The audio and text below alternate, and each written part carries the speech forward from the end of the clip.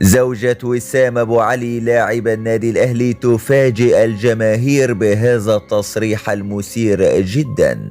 شاهد ماذا قالت. ولكن في البداية صل على سيدنا محمد، وإن كنت محب للنادي الأهلي لا تنسى الإعجاب بالفيديو والاشتراك في القناة حتى يصلك كل ما هو جديد وحصري.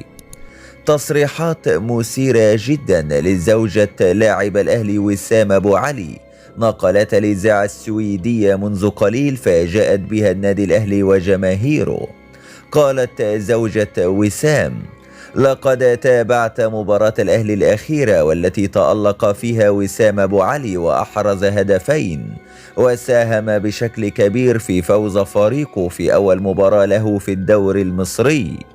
كنت سعيدة جدا أثناء مشاهدتي لهذه المباراة، وسعيدة جدا بهتافات جماهير النادي الأهلي المصري لوسام أبو علي.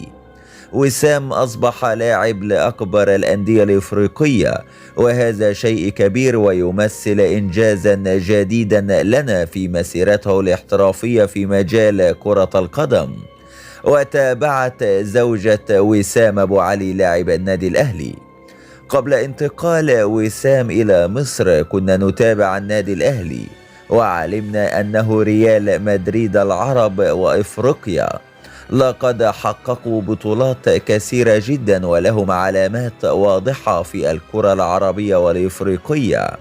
الكثير هنا يعرف النادي الأهلي في أوروبا، وأعتقد أن وسام سيحقق إنجازات جديدة مع هذا الفريق، لأنه تحدث لي بعد المباراة مباشرة وقال إنه لديه أهداف مع الأهلي ويحلم بتحقيقها، وقلت له ستحققها لأنك لاعب جيد والجميع يشيد بأدائك.